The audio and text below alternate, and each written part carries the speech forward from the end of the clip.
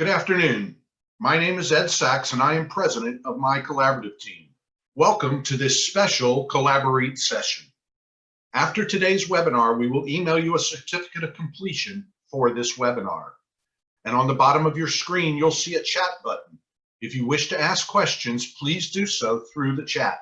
We will attempt to get to as many questions as possible, and time permitting, we may open your mics at the end of the webinar for discussion.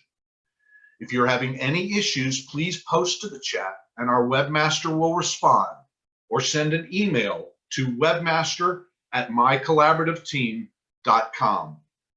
Now, I'd like to take just a minute to tell you about my collaborative team. My collaborative team is a not-for-profit corporation. Our mission is to provide marketing and educational opportunities for our members in building more successful collaborative practices utilizing our digital and virtual marketing outlets.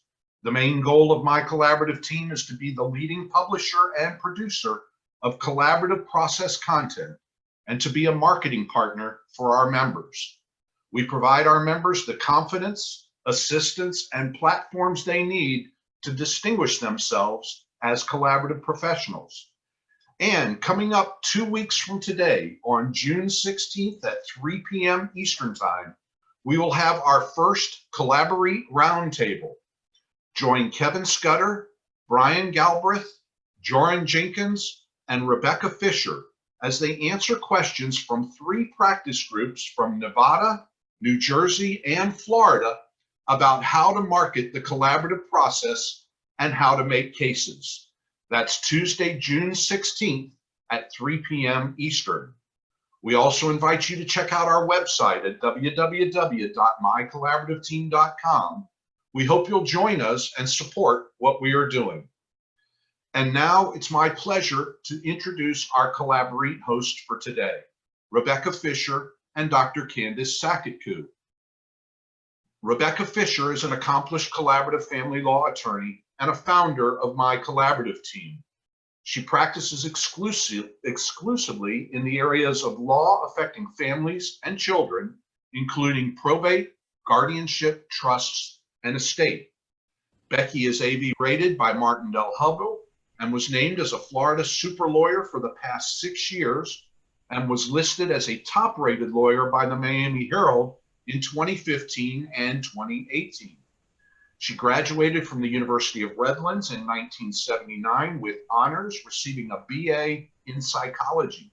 She earned her law degree from Loyola Law School of Los Angeles in 1982, Dean's List, and she's been practicing family law for over 20 years. Dr. Candice Saketku is a licensed psychologist with 2 doctoral degrees. She's earned both a degree of philosophy and a degree of psychology, and has completed a majority of her clinical training at the University of Miami Jackson Medical Center. With nearly 30 years of clinical experience, she has worked in various medical, surgical, and psychiatric hospitals, including at Delray Medical Center as a licensed staff psychologist and in a maximum security state prison as the director of mental health.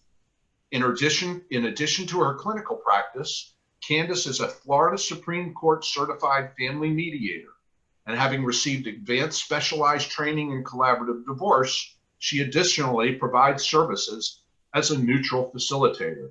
And now let's welcome Becky and Candice. Thank you so much for having us. It's truly a privilege and a pleasure to be here. So what I would like to do is to have everybody start out by just sitting back. Sit back and take in what's around you. Just take in your environment. What might you see? If you're looking outside your window, you might see a leaf blowing in the wind. You might notice a note on your desk to remind you to call a client back. You might notice a special hue of red in a painting that's in the room you're in. What do you hear? If you're at home, maybe you hear children in the next room doing their homework for school. Maybe You might hear your dog or your cat rifling through some dry food. Maybe if you're in your office, you hear your partner on a phone call. What do you smell? It's lunchtime. You're probably smelling some good food that you have for lunch. You might smell your warm coffee. What do you feel? What do you touch? Are you touching maybe the marble on your desk, the wood on your chair? What do you taste? Maybe the great robustness of the cup of coffee you just sipped. Hopefully it won't be the bad taste left in your mouth from this presentation. But as you go through and as you look at everything that you are thinking about, what does our brain do? What does our brain do with all of that information? Whether you realize it or not, our brain at any given second is attending to millions of sensory stimuli. We're looking at millions of things at one given time. So what does our brain do with all of that information? It identifies the information. Oh, okay, that's a leaf blowing outside the window. It helps to organize that information. Oh, that's a piece of paper, that's important. I'll get to it later. The other piece of paper I can throw out. It classifies the information. This is something that is work-related. This is something that is not work-related. If a child may yell, "Mom, Dad," you might know that it takes more priority for you to attend to because there might be an emergency, as opposed to just hearing the hum of your air conditioning. And it helps you to prioritize that information. Like I was just saying, if you hear someone shout, "Mom, Dad," or "Help," you know that it warrants more of a priority than perhaps somebody humming in the background. So our brain actually does all of this within a given second. So when we attend to that information, what happens is we briefly hold that into our memory for processing in order to formulate a warranted response. Becky? Thank you, Candace. I come to this not as somebody with an expertise in the physiological or psychological awareness of autism spectrum disorder, but as the parent of a 22-year-old son who was diagnosed at the age of 6. If you think the collaborative participation agreement is complex, try living inside the head of someone with this disorder. I realized at a very young age that my son was completely overwhelmed just walking into Publix by the lights, the smell, the sounds. All of it was too much for him. And without even having the diagnosis, I knew that there were certain places I could not take him. He was enrolled in a special needs program, and as he was taught to deal with this overstimulation, he learned how to cope with it. But for many of our clients who are older and did not have the opportunity to be diagnosed, they don't necessarily have those coping skills.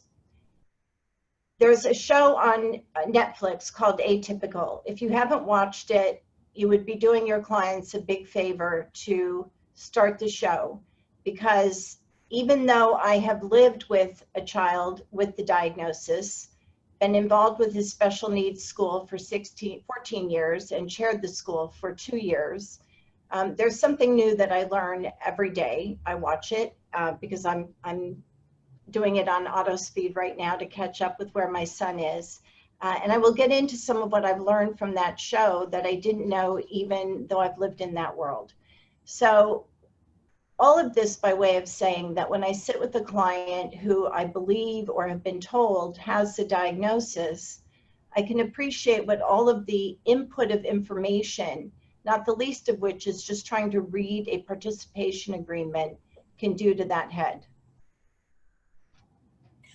So with that being said, what is a processing disorder? So a processing disorder is a deficiency in a person's ability to effectively recognize and interpret the information gathered by all of those senses.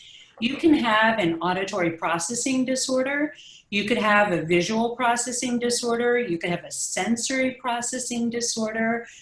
For the scope of this webinar, we're going to stick with one disorder, and that's autism spectrum disorder.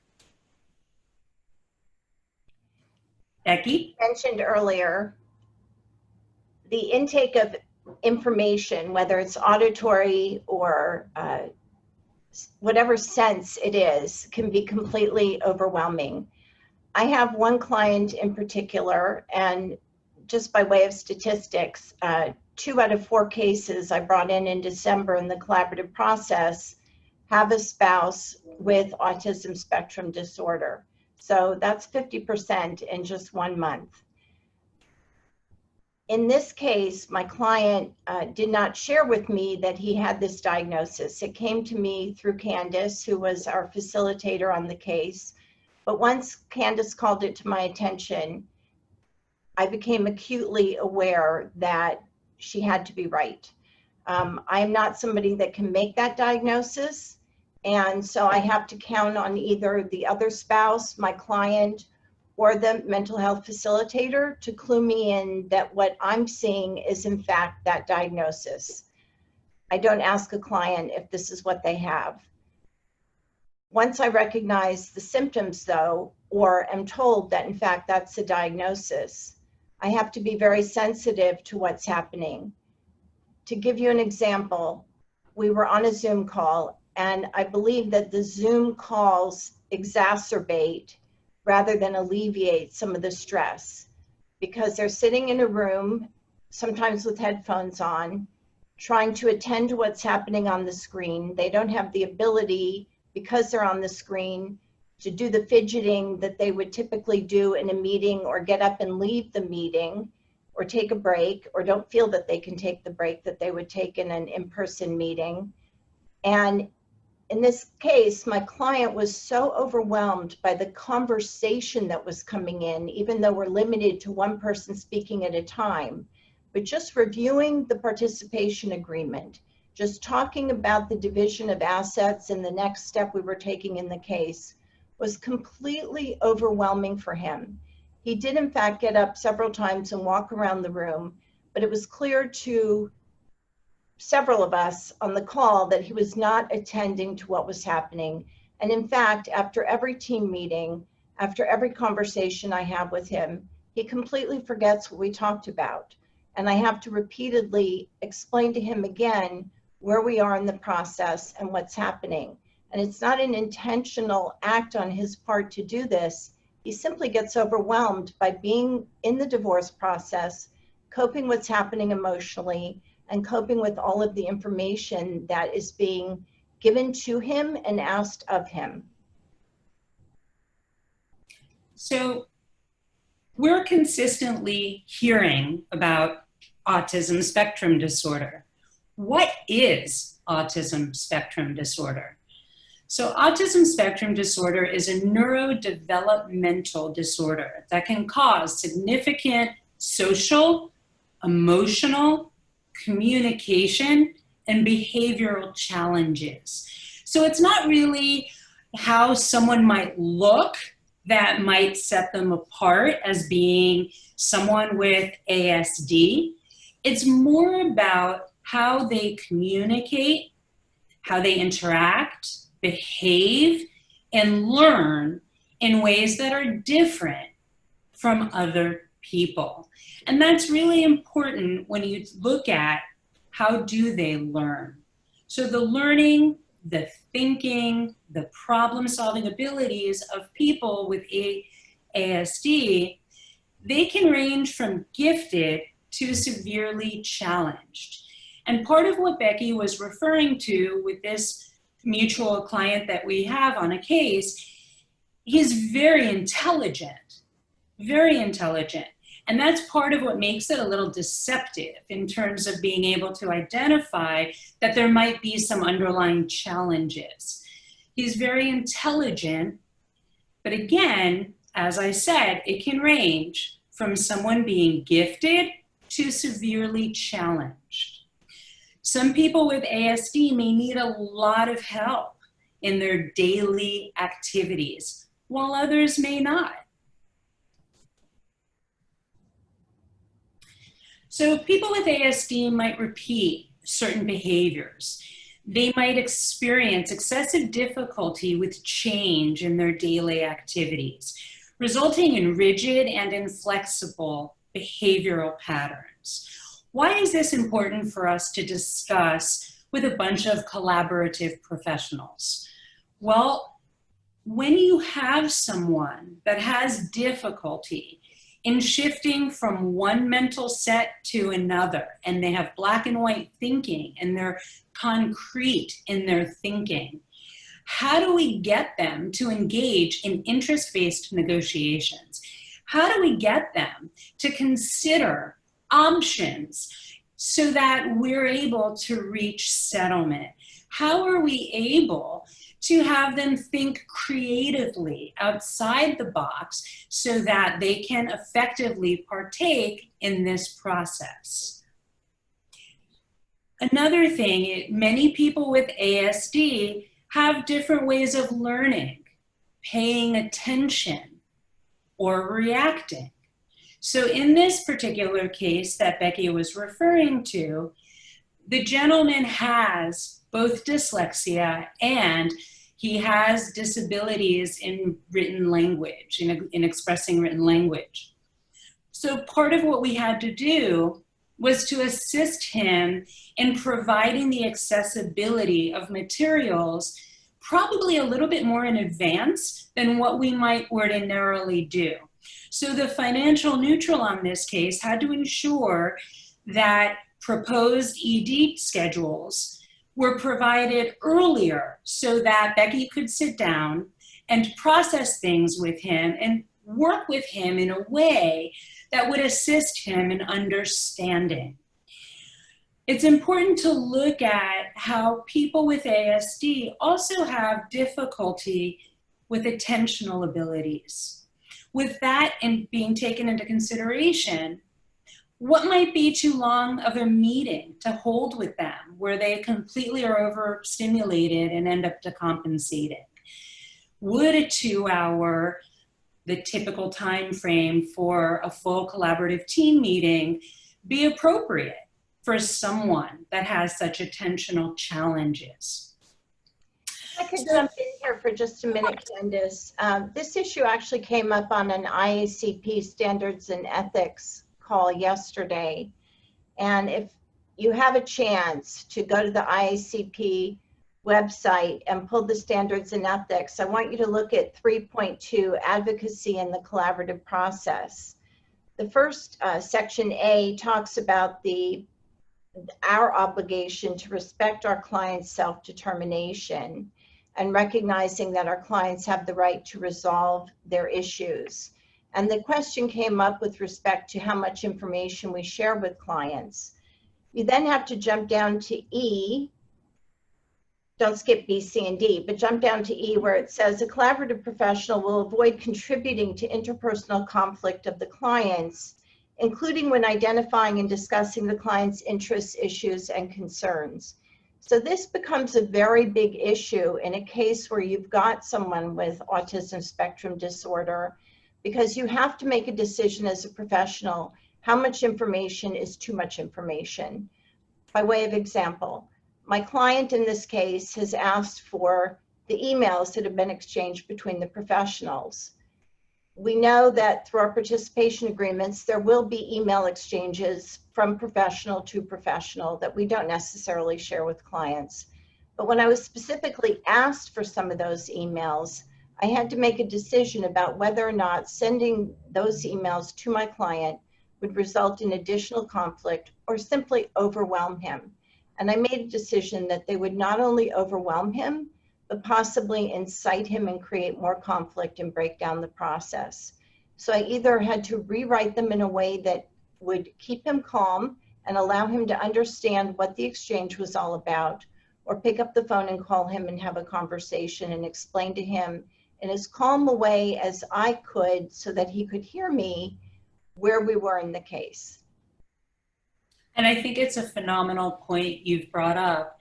And that is actually another factor in considering, should I consult with the neutral facilitator or the mental health professional on this case to determine, is there any content in here that may be overwhelming and or potentially inadvertently create harm?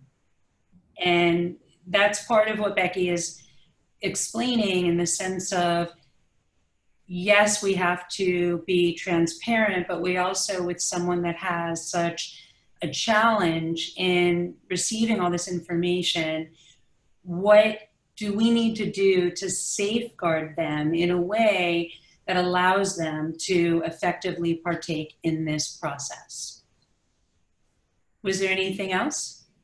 No, thank you. Okay. Oh, no, thank you. So signs of ASD begin during early childhood, and they typically last throughout a person's life. So just to clarify, ASD occurs in all racial, ethnic, and socioeconomic groups.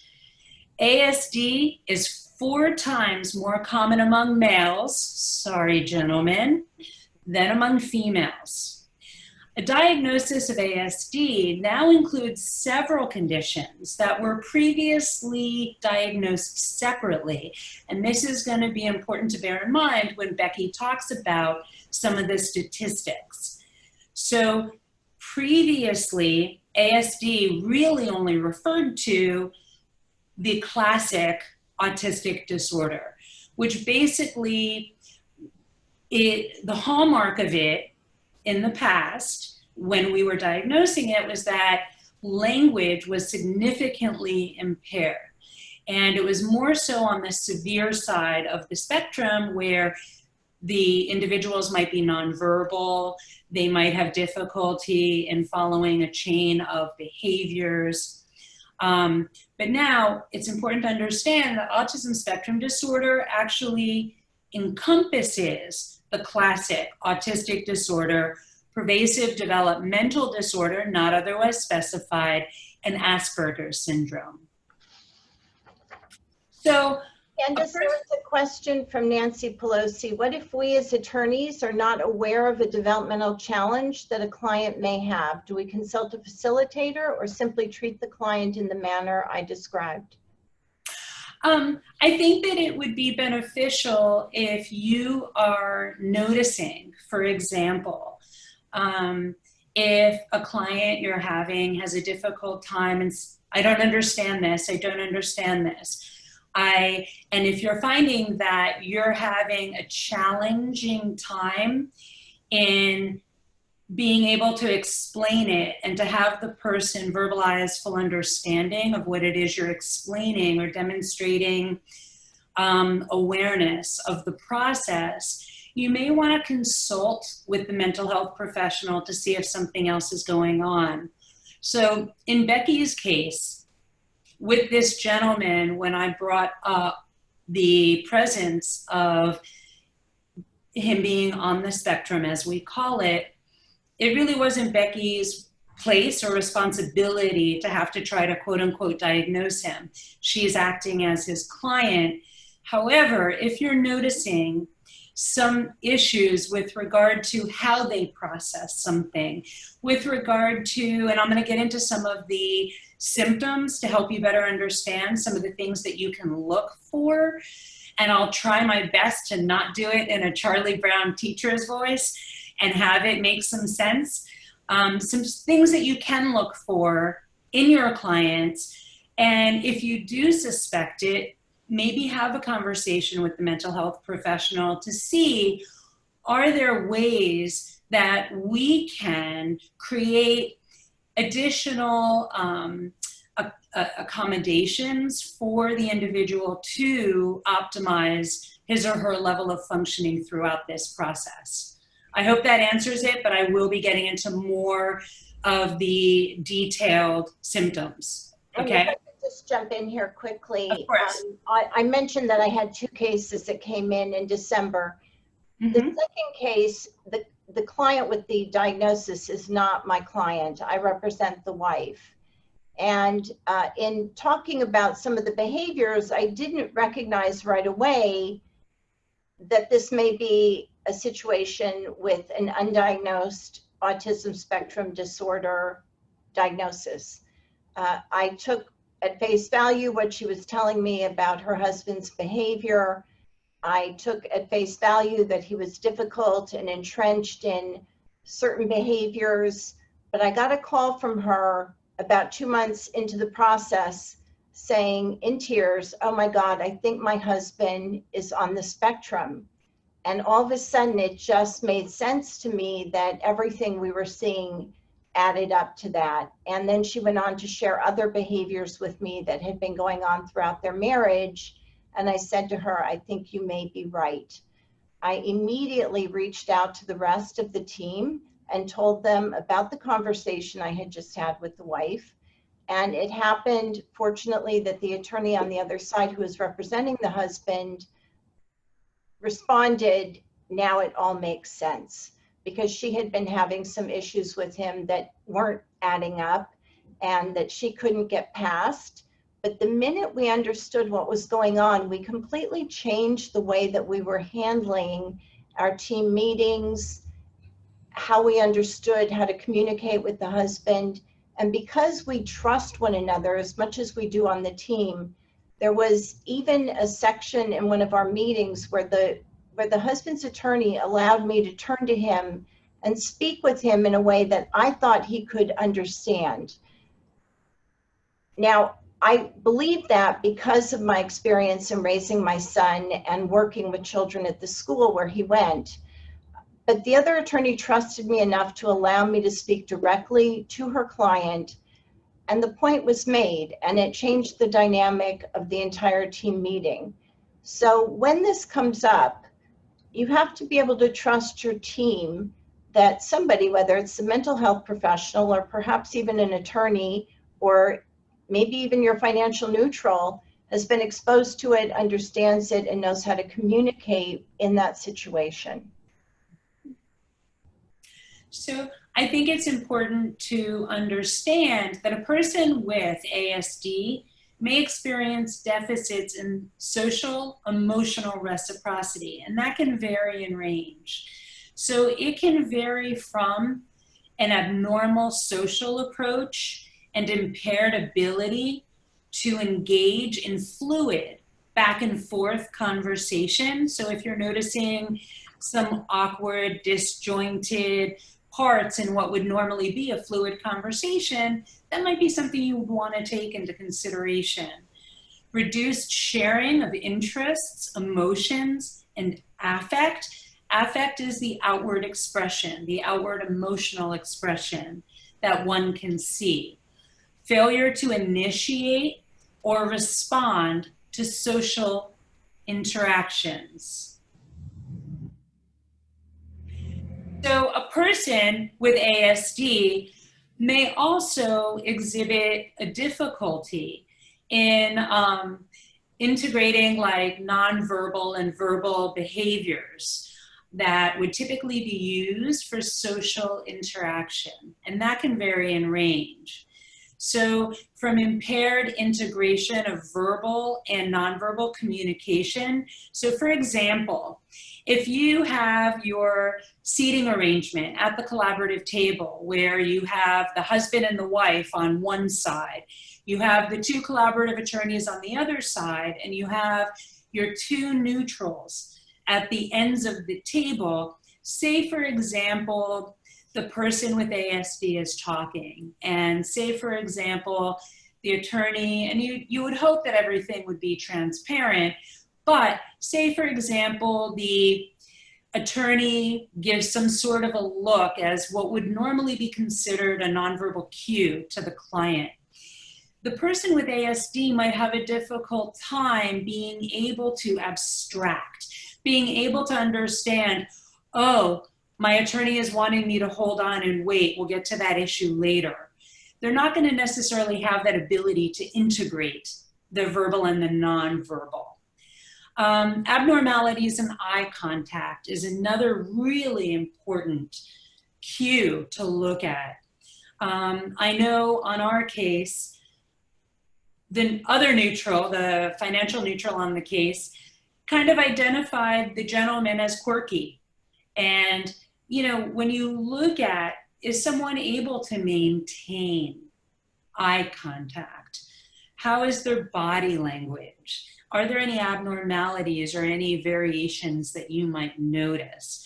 Or difficulty in understanding the use of gestures. And like I said, abstracting, looking at similarities, looking at differences, getting the bigger picture from a message given. Another aspect might be total lack of facial expression in nonverbal communication. I could also jump in here. One of my experiences with my son and his cadre of friends is they don't get sarcasm, they don't get jokes the way we do, and I don't always get my son's jokes. In fact, he shared with my husband last night that I tell him that his jokes are inappropriate, which I wasn't even aware that I was doing, but apparently I don't find his jokes funny. So, you know, we have to kind of ease into it and relax with it and understand that things that we typically would say to a client, although we can't change who we are, may not work with a client with this diagnosis, and kind of live with it. They're living with it. They may not even get that you just told a joke that didn't go anywhere, but also recognize that they're probably telling jokes too that we're not getting. Exactly. And that's so important also just for establishing rapport. So that's an excellent point. So a person with ASD may experience deficits in developing, maintaining, and understanding relationships that can vary. So difficulties adjusting behavior to suit various social contexts, which is exactly what Becky was just talking about. Difficulties in sharing, whether it be in imaginative play or in making friends, or whether it be in imagining possible outcomes, absence of interest in peers. Now, it's important to take into consideration the two big hallmarks in looking at the severity of ASD.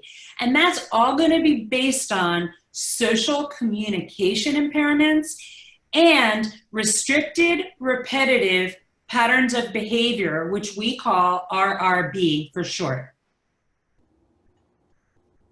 So when looking at RRBs, they could be stereotyped or repetitive motor movements, use of objects, for example. So if you continually see like flipping of objects, it could be in speech, echolalia, echo what?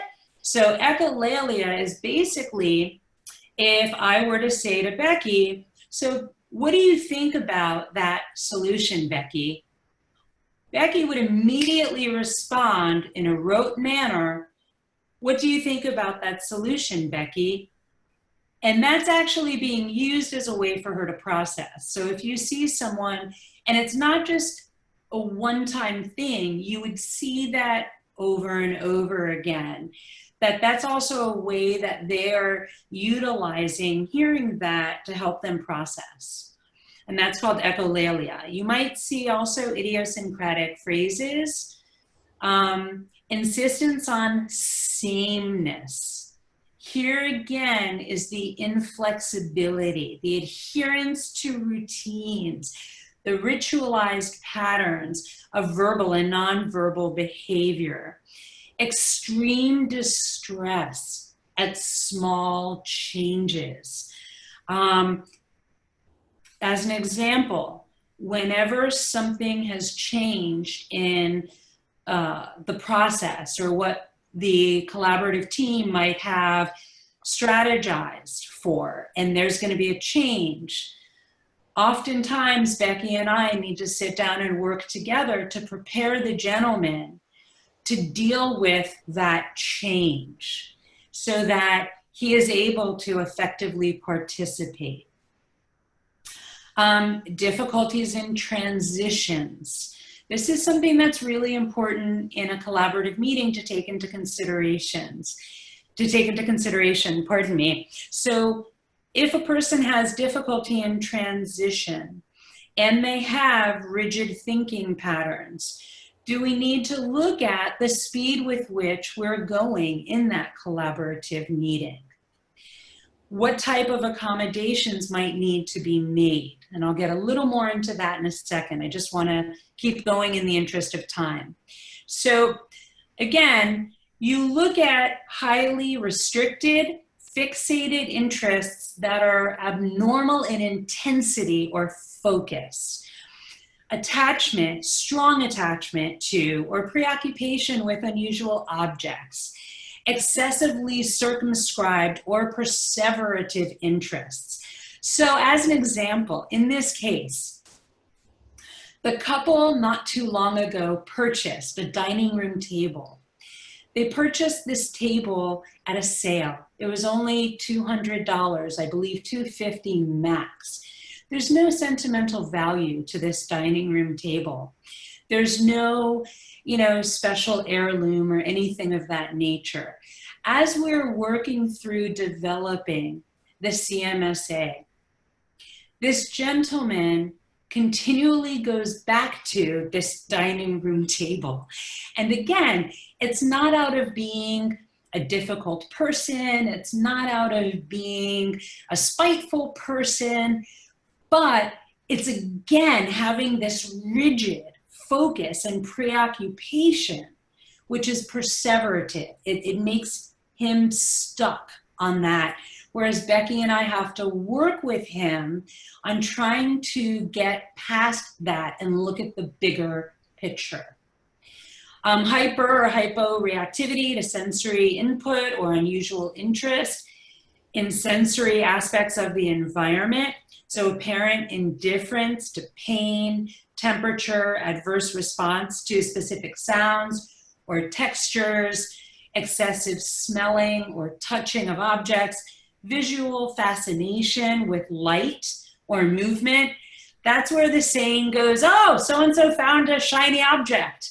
And the implication is the person got stuck there. Depending upon what the person has difficulty with. If they have difficulty with moving lights, for example, maybe if something is blinking in your office, you might want to ensure that that's turned off during a meeting. If Zoom is overstimulating for a person, what other accommodations might be made? I'm going to plug along in the interest of time here. So it's important to bear in mind that with ASD, symptoms must be present in the early developmental period, but may not become fully manifest until the social demands exceed limited capacities or may be masked by learned strategies later in life.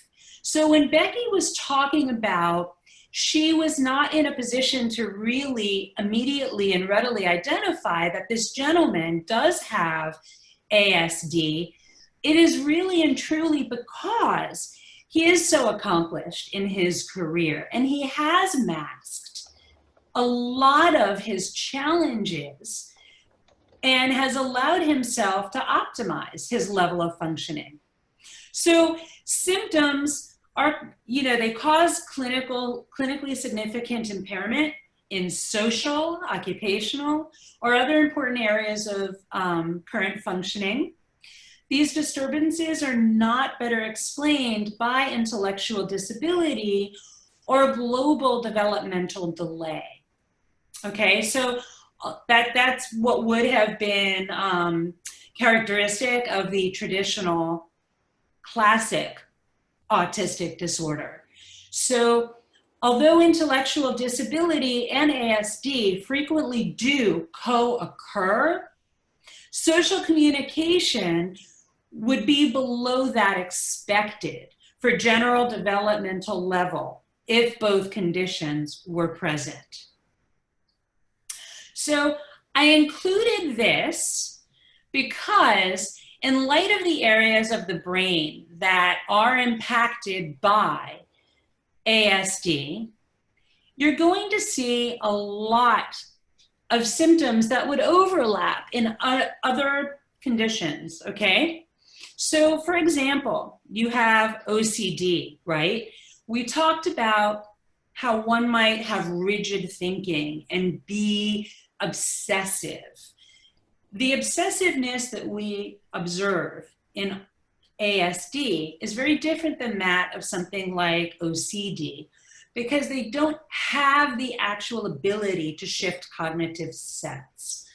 Another thing is, just to clarify, because I don't want to spend so much time on this chart, for people that have a difficult time initiating a social interaction and having difficulty in being able to integrate all of the sensory information, where basically their brain is totally going haywire, it does elicit a lot of anxiety in that person. And it does elicit a lot of depressive symptomatology in that person. So part of what became a hallmark in this particular case for me, as I was working with Becky, is that this gentleman does have specific learning difficulties. He has difficulties with reading, and he does have dyslexia, and in written expression. So even in working with the neutral financial on this, and as the neutral financial was becoming incredibly sensitive to accommodate the needs of this gentleman, we were actually able to embrace him in a different manner. Not as this guy who's just so difficult, really just wearing us down, because in all honesty, as charming as a person might be, it can be really exhausting and challenging. This gentleman sent me and the financial neutral professional an email, and in the email, he meant to say, please be gentle with me. And in light of his challenges, he actually wrote, please be genital with me. And so the financial neutral and I were able to just embrace it in a warm way and just have a chuckle for the day. But as you look at all of these different things that can overlap, it's very much intertwined and very much of interest. And I can always go back if we have a little bit more time at the end. So, oh my goodness.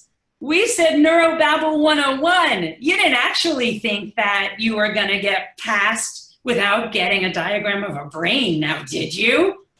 So I'm going to go ahead and explain some of the parts of the brain that are affected by autism. Okay, so this here, I'm going to use my cursor here. This is the cerebral cortex, okay? See here, all this purple here? Okay. That part of the brain is responsible for higher mental functions.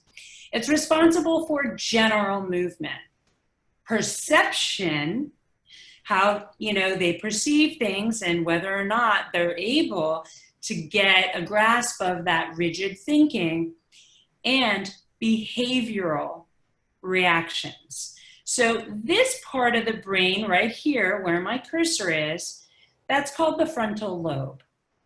That area is responsible for what we call executive functions. That's very important because executive functions incorporate things like the ability to shift from one mental set to another, the ability to organize, the ability to plan, the ability to anticipate consequences to an action. This here is the parietal lobe. That is the area that is responsible for integrating all of that sensory input, like we were talking about at the beginning of this webinar. Okay, so these are the primary areas that are impacted during or for someone that has ASD. So over here, let's go to the amygdala and to the hippocampus. These two comprise what we call the limbic system, okay? So the amygdala, which is right here, okay? The amygdala has a central role in emotional and somatic organization of experience. Right here, the hippocampus, whoop, see right here, here's the hippocampus. The hippocampus is vital for conscious, logical, and cooperative social functioning. Now remember, we were talking about ASD and how you measure the severity of ASD through a person's ability for social communication, right? So the nature of the relationship will impact affect regulation. Remember, that's the emotional expression outward and how you're able to regulate that. Reality testing is something realistic. Is it reasonable? I really can't count the times, and I say this affectionately, that Becky and I have had joint calls with this gentleman to try to bring him back to a sense of reality with what's reasonable.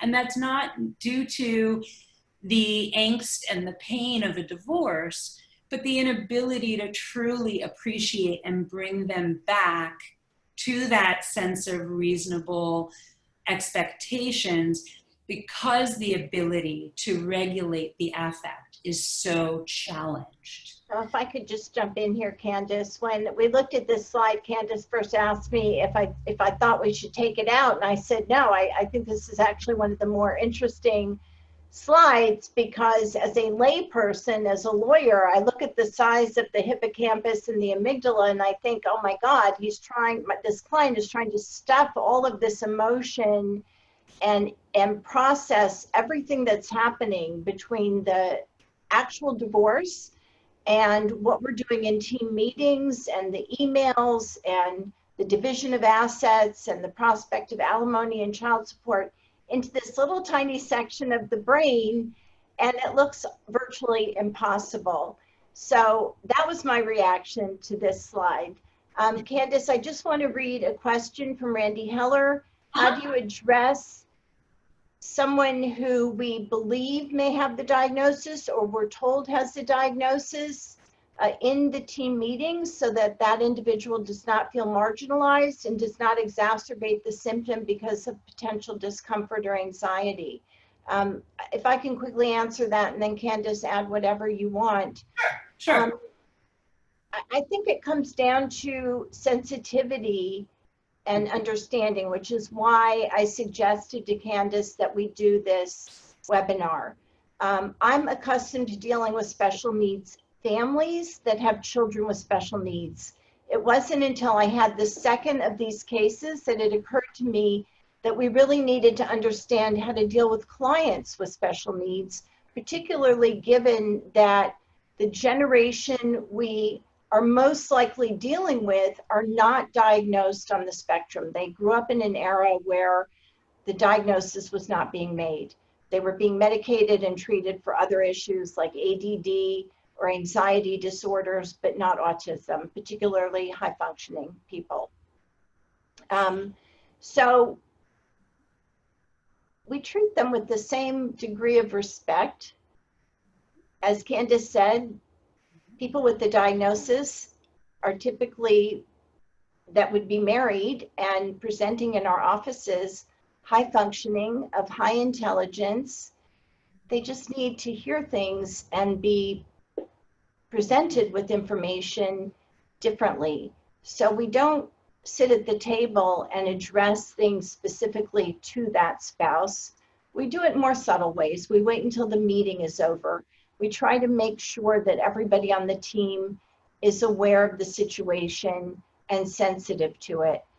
I appreciate that lawyers on both sides have to advocate for their clients, but I can tell you in my other case that because we're both aware of it, we're both sensitive to how we present information, how emails are exchanged, how a document is exchanged, how we communicate what the needs of my client are to the husband, so that we don't get a reaction from him that just shuts down and says no, because it's more than he's accustomed to thinking about.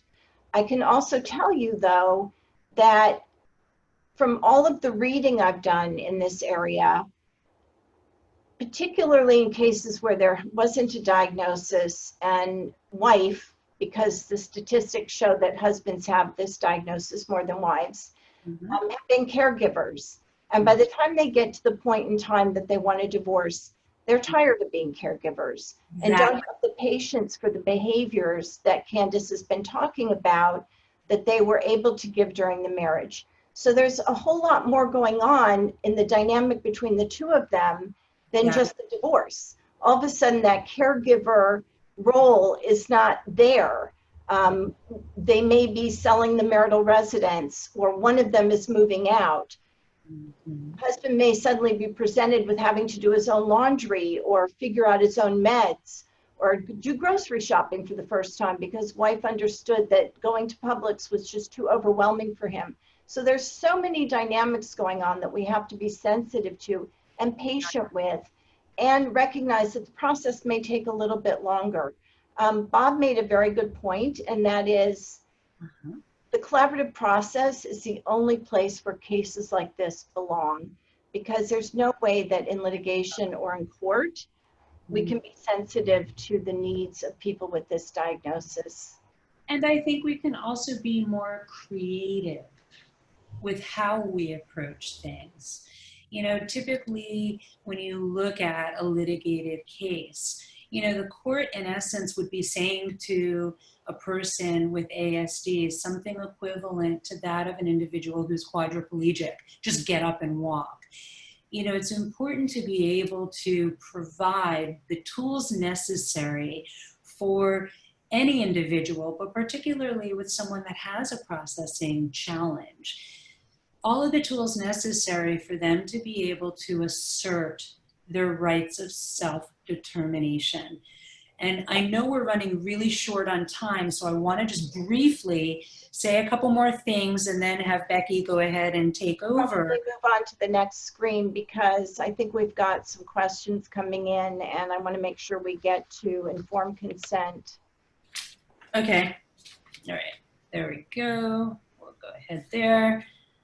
So I mentioned earlier that I started watching Atypical with my son. My son loves watching shows like The Good Doctor, Atypical, where he feels like he can identify with the character on the show. My biggest fear is that he start acting like the character in the show, and in fact has adopted the voice of the Good Doctor periodically, which is a little frightening.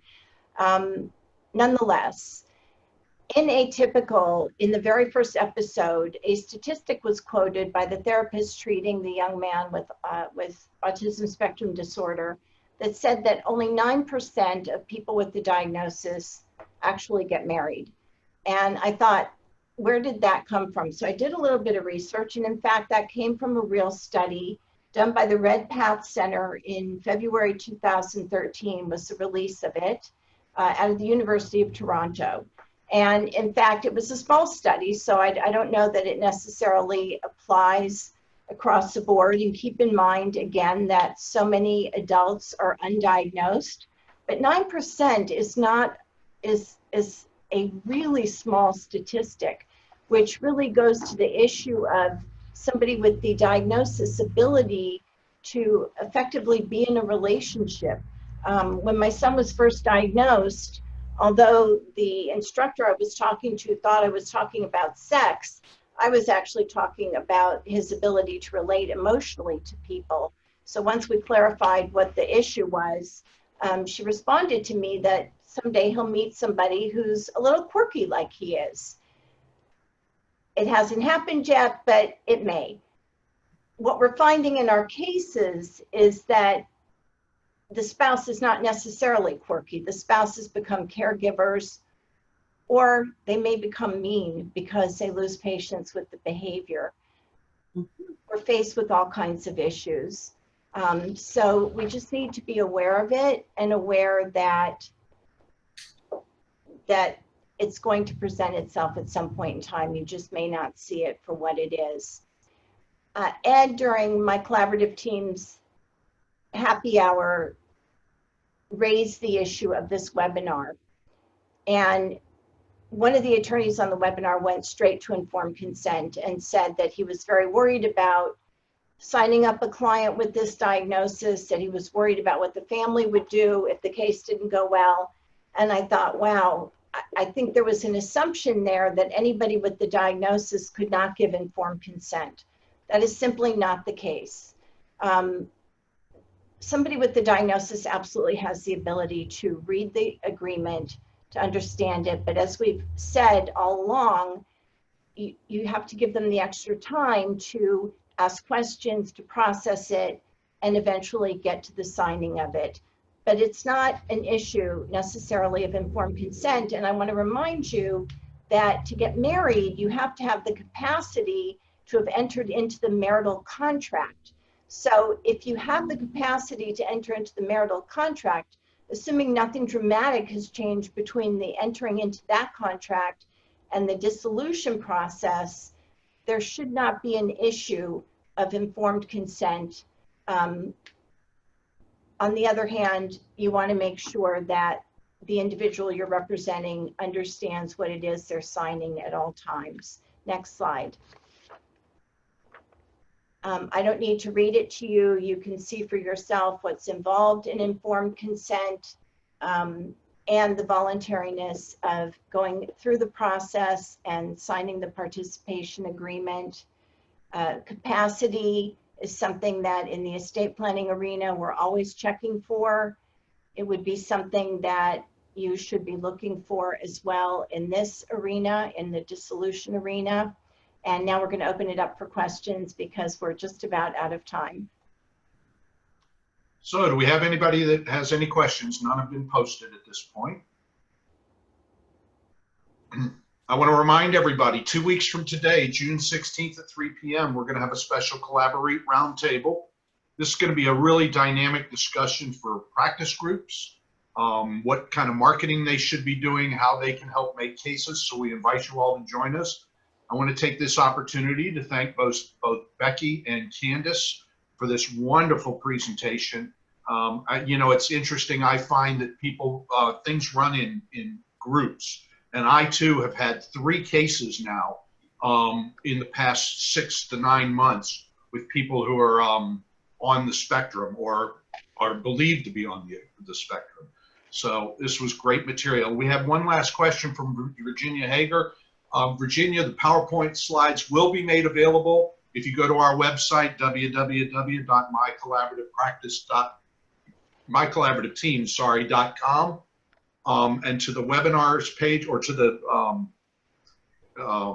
Eric, where will we resources find page? The resource page. Thank you very much. To the resources page of mycollaborativeteam.com, we will be posting today's PowerPoint.